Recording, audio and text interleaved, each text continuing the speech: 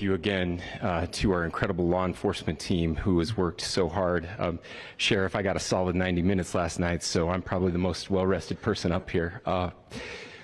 Ladies and gentlemen, I get the microphone, so I hope you'll permit me a moment just to share a few more thoughts about where we are and how we got here and maybe a little bit of where we go from here. I don't want to get too preachy, but I think it's important that we, with eyes wide open, understand what's happening in our country today. I've heard people say, well, why are we so invested in this? There's violence happening all across our country. And violence is tragic everywhere, and every life taken is a child of God who deserves our love and respect and dignity. This is certainly about the tragic death, political assassination of Charlie Kirk. But it is also much bigger than an attack on an individual. It is an attack on all of us. It is an attack on the American experiment. It is an attack on our ideals. This cuts to the very foundation of who we are, of who we have been, and who we could be in better times. Political violence is different than any other type of violence for lots of different reasons. One, because in the very act that Charlie championed of expression, that freedom of expression that is enshrined in our founding documents, in having his life taken in that very act, makes it more difficult for people to feel like they can share their ideas, that they can speak freely. We will never be able to solve all the other problems, including the violence problems that people are worried about, if we can't have a clash of ideas safely and securely. Especially those ideas with which you disagree.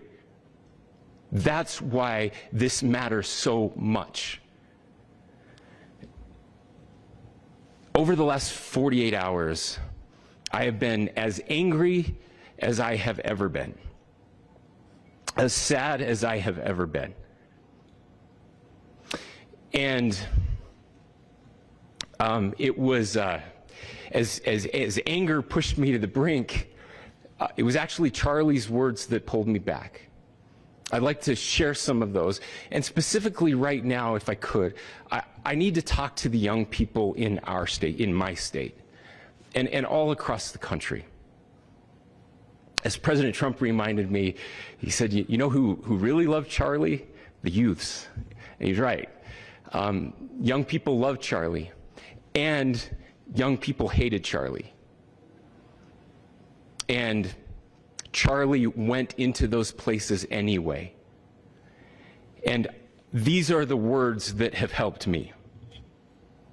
Charlie said, when people stop talking, that's when you get violence. He said, the weak can never forgive. Forgiveness is the attribute of the strong. The only way out of the labyrinth of suffering is to forgive. Welcome without judgment, love without condition, forgive without limit.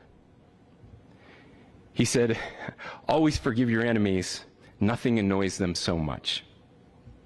A few months ago, I referenced this last night, Charlie posted to social media, when things are moving very fast and people are losing their minds, it's important to stay grounded. Turn off your phone, read scripture, spend time with friends, and remember, internet fury is not real life. It's going to be okay. He again said, when you stop having a human connection with someone you disagree with, it becomes a lot easier to commit violence. He said, what we as a culture have to get back to is being able to have a reasonable agreement, where violence is not an option. Now, again, to my young friends out there, you are inheriting a country where politics feels like rage. It feels like rage is the only option.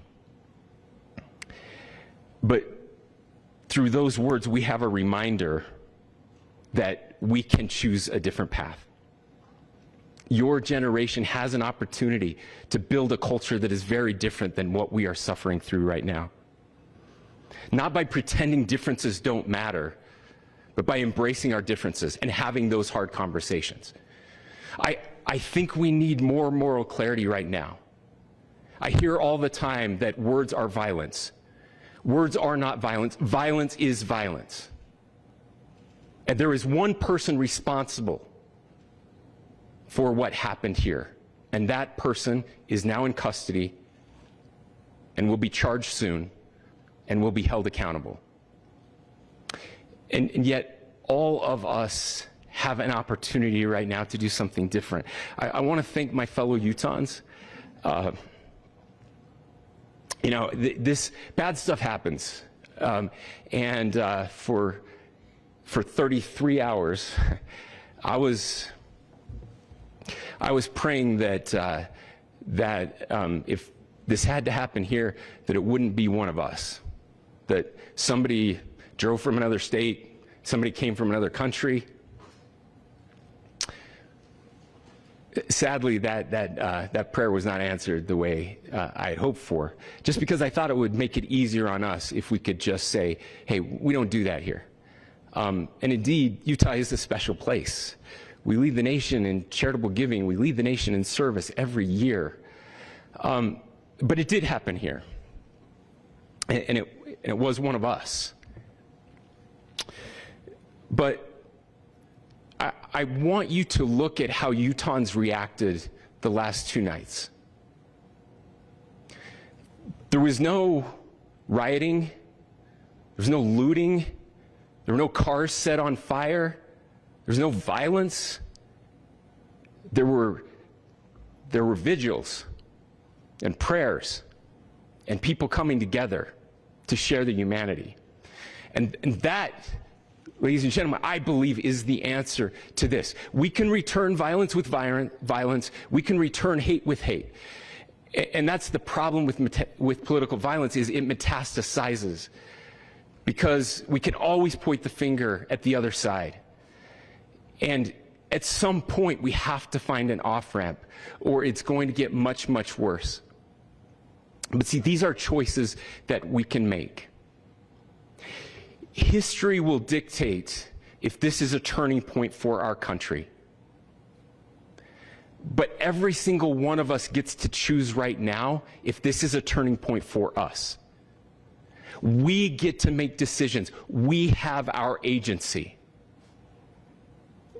And I desperately call on every American, Republican, Democrat, liberal, progressive, conservative, MAGA, all of us to please, please, please follow what Charlie taught me. I'll just conclude with words I share often from a friend and author, Yuval Levin, who was asked if he was optimistic about our country. And he said, I'm not optimistic. He said, I hate optimism. Like, that sounds bad. But he said, optimism is a vice. It's this idea that good things are just going to happen. And he said, in the history of the world, good things have never just happened. He says, I'm not optimistic, but I am hopeful. And hope is the virtue that sits between the vices of optimism and pessimism. Hope is the idea that good things are going to happen because we can make them so. I still believe in our country. And I know Charlie Kirk believed in our country. I still believe that there is more good among us than evil. And I still believe that we can change the course of history.